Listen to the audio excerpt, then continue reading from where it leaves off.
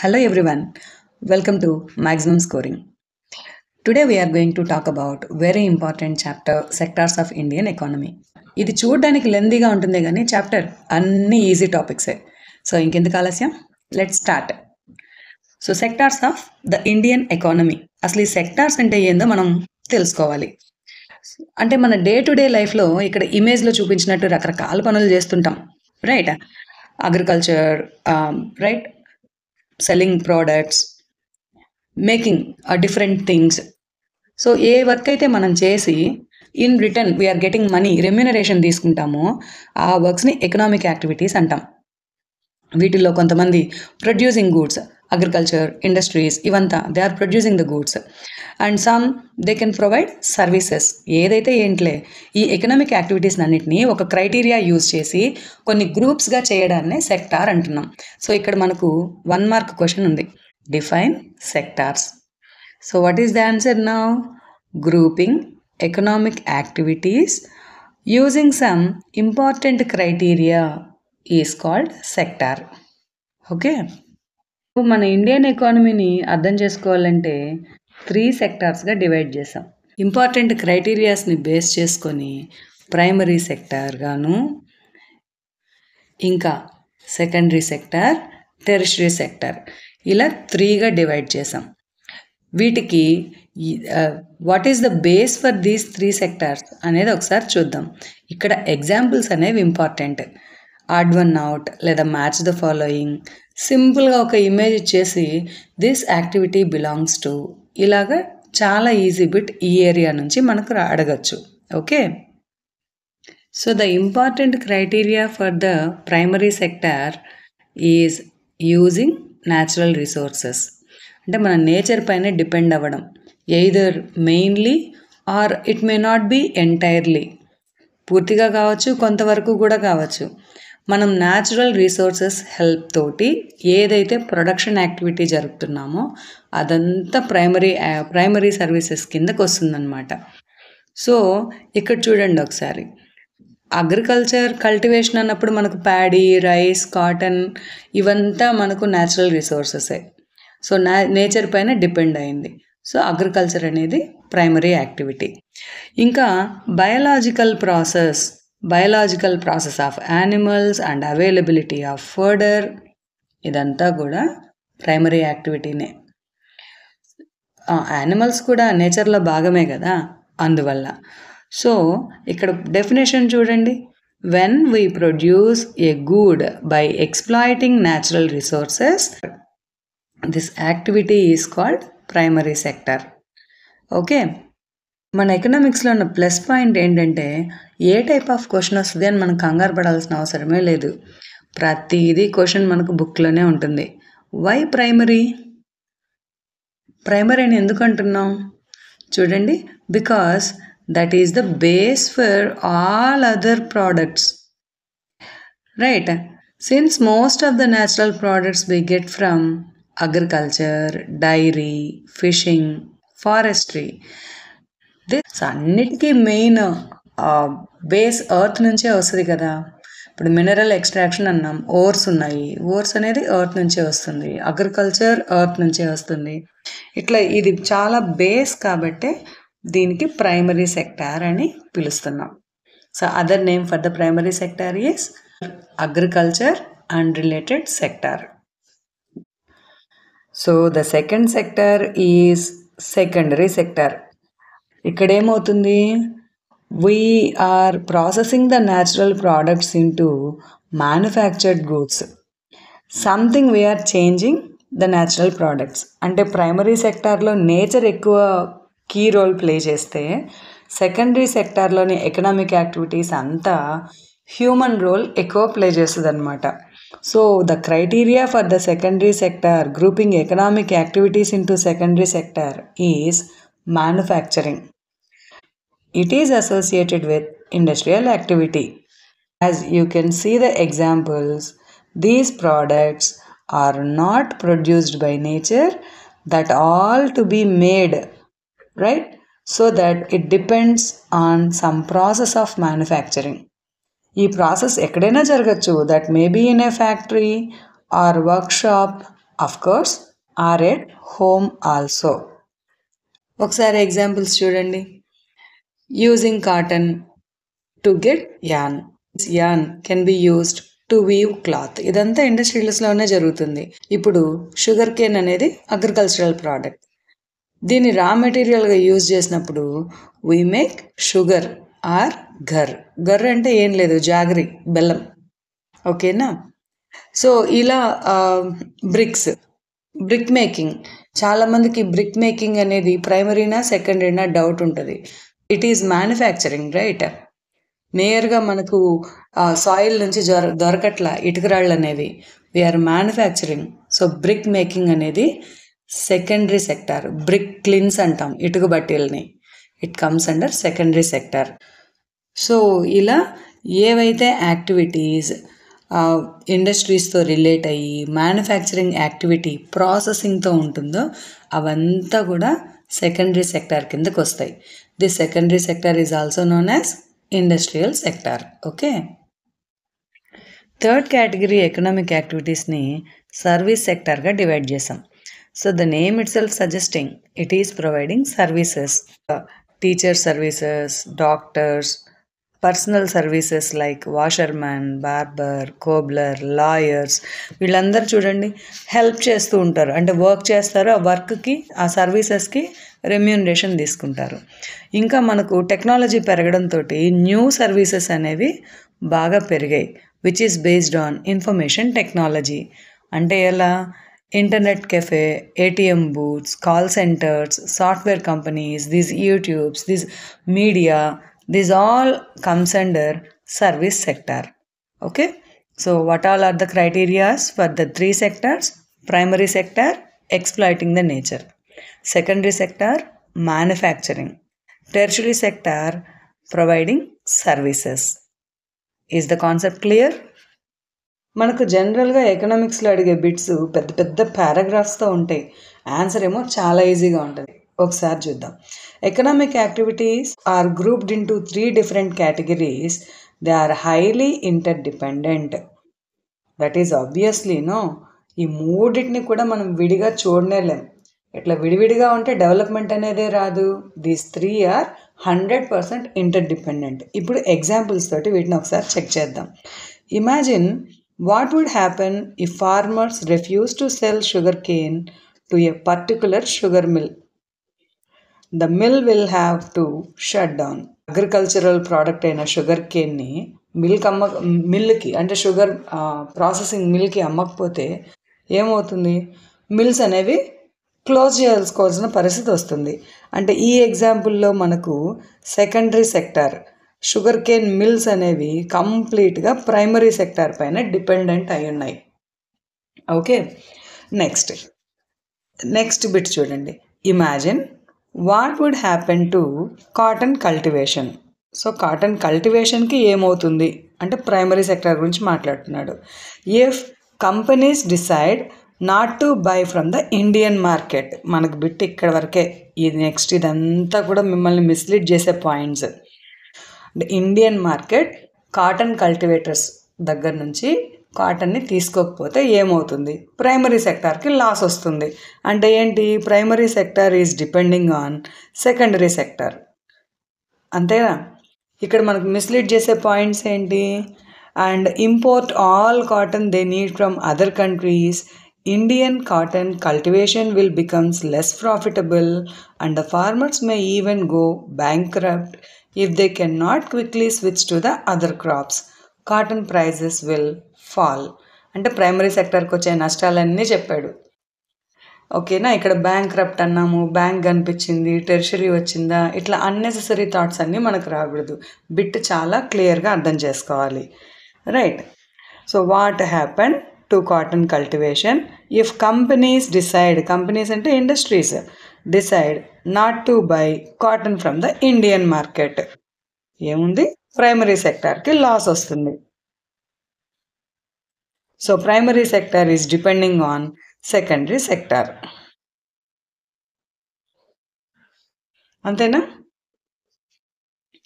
Next bit చూద్దాం. Farmers buy many goods such as tractors, pump sets, electricity, pesticides and fertilizers. ఇవన్నీ ఏంటి? Tractors, pump sets ఇవంతా ఎవరు తయారు చేస్తున్నారు? సెకండరీ సెక్టార్లే కదా. ఎలక్ట్రిసిటీ అంటే కూడా డిస్కామ్,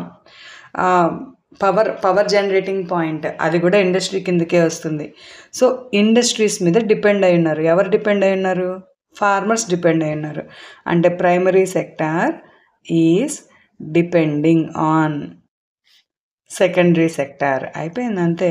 సరే, people working in industrial and service sectors need food.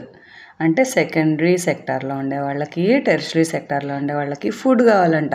Food అంటే ప్రైమరీ సెక్టార్. అంటే ఈ రెండు ప్రైమరీ మీద డిపెండ్ అయి ఉన్నాయి అని చెప్పాడు. Imagine what would happen if there is a strike by transporters and lorries. Transports and lorries అంటే ఆ టెర్షరీ సెక్టార్. సో వీడు స్ట్రైక్ చేశాడంట. సో విలేజెస్లో ఉన్నటువంటి మిల్క్, వెజిటేబుల్స్ ఇవి ఏవి ట్రాన్స్పోర్ట్ అవ్వట్లేదు. మరి ఇవేవి ట్రాన్స్పోర్ట్ అవ్వకపోతే నష్టం ఎవరికి వస్తుంది? ఫస్ట్ మిల్క్, వెజిటేబుల్స్ ఇవంతా సంవత్సరాల తరబడి ఏమి ఉండవు కదా, మరుసటి రోజుకి పాడైపోతాయి. సో ప్రైమరీ సెక్టార్కి లాస్ వస్తుంది. సో అంతే, బిట్ అయిపోయింది ఇంకా. Okay, food will become scares in the urban areas. Urban ఏరియాస్లో ఉండేది ఎవరు? సెకండరీ, టెర్షరీ సెక్టార్సే కదా. So they need food and this primary sector need services of the secondary as well as tertiary services. So these three are interdependent. Okay, ఇది రాస్తే చాలు. ఈ కాలం ఉంటుంది, దీన్ని మాత్రం అస్సలు వదిలిపెట్టకూడదు, చక్కగా నేర్చేసుకోవాలి. ఎక్కడి నుంచి కూడా మనకు ఇంపార్టెంట్ క్వశ్చన్స్ అనేవి తగులుతాయి. సరే, classify the following list of occupations under primary, secondary, tertiary అంటున్నాడు. అవేంటో చూద్దాం. First tailor. టెక్స్టైల్ ఇండస్ట్రీ నుంచి వచ్చే క్లాత్ని టైలర్కి ఇచ్చినట్లయితే దాన్ని షర్ట్గా, గౌన్గా ఇట్లా మనకు కావాల్సినట్టుగా డిజైన్ చేస్తాడు కాబట్టి he comes under tertiary sector. Basket weaver, ఏదైతే మ్యానుఫ్యాక్చరింగ్ ఫినిష్డ్ గూడ్ ఉంటుందో దాన్ని మనం సెకండరీ సెక్టార్లో పడేస్తాం. ఫ్లవర్ కల్టివేటర్ అంటే ఈయన అగ్రికల్చర్లో భాగంగా ఉన్నాడు, ప్రైమరీ. మిల్క్ వెండర్, మిల్క్ అనేది ప్రైమరీనే, but he is a vendor, ill comes under service sector అంటే tertiary sector. Fishermen, primary sector. Fishing, honey cultivation, sericulture ఇవంతా కూడా అగ్రికల్చర్ కిందకే వస్తాయి, ప్రైమరీ సెక్టార్. ప్రీస్ట్ సర్వీసెస్ ఇస్తున్నాడు, so tertiary sector. Courier services a tertiary sector. Workers in match factory secondary. Money lender service sector అంటే tertiary sector. Gardener, గార్డెన్లో ఉంటున్నాడు, గార్డెన్ని జాగ్రత్తగా చూసుకుంటున్నాడు, so nature, primary sector. Potter, pot అనేది ఫినిష్డ్ కూడా, intermediary కూడా, ఖచ్చితంగా ఫినిష్డ్ గూడే కదా. సో మట్టితో వర్క్ చేయొచ్చు, ఎర్త్రన్ పాట్స్, ఎర్త్రన్ వెజల్స్ ఇవంతా, కానీ ఇవంతా ఫినిష్డ్ గూడ్స్ కాబట్టి పాటర్ అనేవాడు secondary sector. Bee keeper, primary sector. Bee keeper అంటే హనీ కల్టివేషనే కదా, కాబట్టి ప్రైమరీ. ఆస్ట్రోనాట్ సర్వీసెస్ అంటే tertiary sector. Call centre employee అన్నప్పుడు కూడా టెర్షరీ సెక్టారే. సో ఇది క్లాసిఫికేషన్. ఓకే, ఇప్పుడు నెక్స్ట్ టాపిక్ చూద్దాం. Comparing the 3 sectors. ఈ 3 సెక్టార్స్ని కంపేర్ చేయాలి అంటే ఈ 3 చాలా ఇంపార్టెంట్ కదా ఎకానమీకి. They are producing large number of goods, services, also a large number of people working in them, right? So కాకపోతే ఏంటంటే మనం క్లియర్గా అబ్జర్వ్ చేసినప్పుడు ఏదో ఒక సెక్టార్ డామినేట్ చేస్తూ ఉంటుంది. ఈ డామినేషన్ ఏంటి? దానికంటే ముందు మనం ఇంకొక ఇంపార్టెంట్ పని చేయాలి. How do we count the various goods and services and know the total production of each sector. సరే, ఒక్కొక్క సెక్టార్ నుంచి ఈ ప్రోడక్టివిటీ వాల్యూ ఎంత, దీన్ని ఎలా తెలుసుకోవాలి అంటే ఈ టాపిక్లోకి వెళ్ళే ముందు మనం ఫస్ట్ బేసిక్ థింగ్స్ అయితే నేర్చుకోవాలి. దీన్ని మీకు ఒక స్లైడ్ తోటి ఎక్స్ప్లెయిన్ చేస్తా, వెయిట్ చేయండి. ఇక్కడ మనం ముందుగా తెలుసుకోవాల్సింది concept of final good and intermediary good. A work మనం ఒక ప్రాసెస్ అనేది జరిగిన తర్వాత మనకు ఫినిష్డ్ గూడ్స్ వస్తాయి. ఈ ఫినిష్డ్ గూడ్స్నే మనం ఫైనల్ గూడ్స్ అంటున్నాం. ఇది ప్రతి సెక్టార్లో ఉంటుంది. Primary sector, secondary sector, tertiary sector, ఈ మూడిట్లో కూడా ఫైనల్ గూడ్స్ అని ఉంటాయి. అదేవిధంగా ఈ ఫైనల్ గూడ్సే కొన్ని స్టేజెస్లో మనకు ఇంటర్మీడియటరీ గూడ్స్గా మారిపోతాయి. అదేంటో చూడండి. All those goods which are used by the producer for producing other goods. అంటే ఇక్కడ మనకు కాటన్ ఉంది. కాటన్ అనేది కల్టివేషన్ నుంచి వచ్చిన కాటన్ ప్రైమరీ గుడ్. మనం డైరెక్ట్ రా కాటన్ కూడా యూజ్ చేస్తాం, ఫైనల్ గుడ్గా కూడా యూజ్ చేస్తాం. అదే కాటన్ని దారంగా మార్చాలి అంటే మనకు రా మెటీరియల్ ఏంటి? కాటనే. అప్పుడు అదేమైంది? ఇంటర్మీడియటరీ గుడ్ అయింది. యాన్ అనేది ఉంది. ఈ an final good as well as నేరుగా దారం వాడేసుకుంటే ఫైనల్ గుడ్. అదే ఈ దారాన్ని క్లాత్ వీవింగ్లో యూజ్ చేస్తే ఇంటర్మీడియటరీ గుడ్ అనమాట. ఇలాగా. ఓకేనా? ఇప్పుడు చూడండి. సో ఇక్కడ మనం ఏంటంటే ఈ క్యాలిక్యులేషన్ చేసేటప్పుడు ఖచ్చితంగా ప్రోడక్ట్ యొక్క వాల్యూ తీసుకోవాలి, కానీ గూడ్స్ అండ్ సర్వీసెస్ యొక్క వాల్యూ తీసుకోవాలి, కానీ ఆ ప్రోడక్ట్ని డిఫరెంట్ టైప్స్గా మనం కౌంట్ చేయకూడదు. ఫర్ ఎగ్జాంపుల్ బిస్కెట్స్ అనేది మనం తయారు చేసి అమ్ముదాం అనుకున్నాం. దాంట్లోకి రా మెటీరియల్ కావాలి. ఎలాగా? Nuts, milk, wheat, different oils, ఇవన్నీ మనం తెచ్చిపెట్టుకున్నాం. సో ఇవంతా మనకేమవుతాయి? ఇంటర్మీడియటరీ గూడ్స్ అవుతాయి.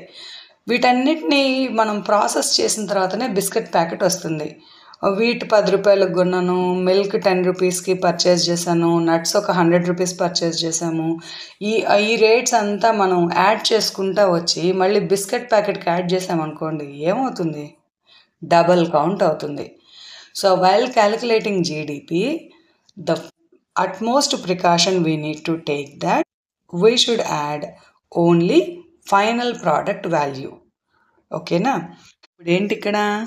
The value of final goods and services produced in each sector with in a particular year provides the total value production of that particular sector. అంటే ఒక్కొక్కరి దగ్గర నుంచి, అంటే primary నుంచి ఎంత ఆదాయం వచ్చింది, సెకండరీ నుంచి ఎంత ప్రాఫిట్ వచ్చింది, టెరిషరీ నుంచి ఎంత ప్రాఫిట్ వచ్చింది అనేది వాటి ఫైనల్ వాల్యూస్ పైనే ఆధారపడి ఉంటాయన్నమాట. సో ఈ విధంగా ఈ ఫైనల్ ప్రోడక్ట్స్ వాల్యూని ఈ 3 సెక్టార్స్ నుంచి తీసుకున్నప్పుడు వాటిని యాడ్ చేస్తే వచ్చేదే gross domestic product. So define GDP అంటే ఇది రాయాలి. The sum of production in the 3 sectors is called gross domestic product. It is the value of all final goods and services produced within a country during a particular year. Okay? ఖచ్చితంగా ఇదంతా రాయాలి. What is GDP, define GDP అన్నప్పుడు మీరు just gross domestic product రాస్తే మార్కులు రావు, గుర్తుంచుకోండి. It is a mammoth task. ఈ క్యాలిక్యులేటింగ్ జీడిపి అనేది ఏమన్నా సింపుల్ టాస్కా? మ్యామత్ అంటే హెవీ, చాలా బిగ్ టాస్క్ అనమాట. That too India, second largest populated country. This population is involving in many economic activities. ఈ జనాభా ఎంతమంది, వాళ్ళు ఏం పనులు చేస్తున్నారు, ఏం ఫైనల్ ప్రోడక్ట్స్, ఇట్లా లెక్క పెడితే అయ్యే పనేనా? సో ఈ టాస్క్నంతా కూడా చేసేది సెంట్రల్ గవర్నమెంట్ మినిస్ట్రీ. అంటే మనకు ఈ సెక్టార్కి ఒక మినిస్ట్రీ ఉంది కదా, agricultural ministry, irrigation ministry, industrial ministry, ఇట్లాగా ఈ మినిస్ట్రీస్ అందరి హెల్ప్ తోటి సెంట్రల్ గవర్నమెంట్ ఈ టాస్క్ని కంప్లీట్ చేస్తుంది. So who estimates GDP in India? Central government with the help of all government departments from Indian states and union territories అని రాయాలి. Clear? ఇప్పటి వరకు డిస్కస్ చేసిన ఈ టాపిక్ నుంచి ఈ క్వశ్చన్ చాలా ఇంపార్టెంట్ అనమాట.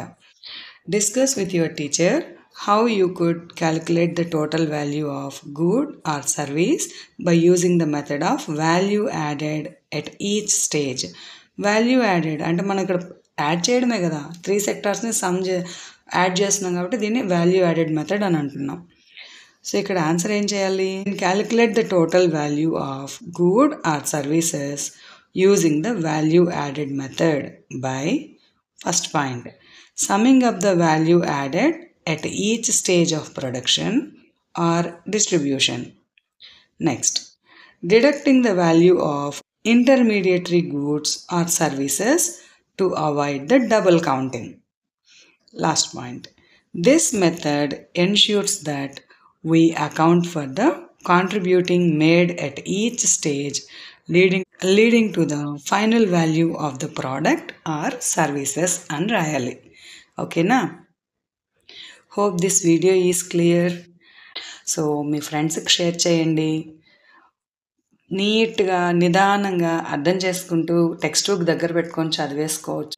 Okay friends, will meet you in the next video.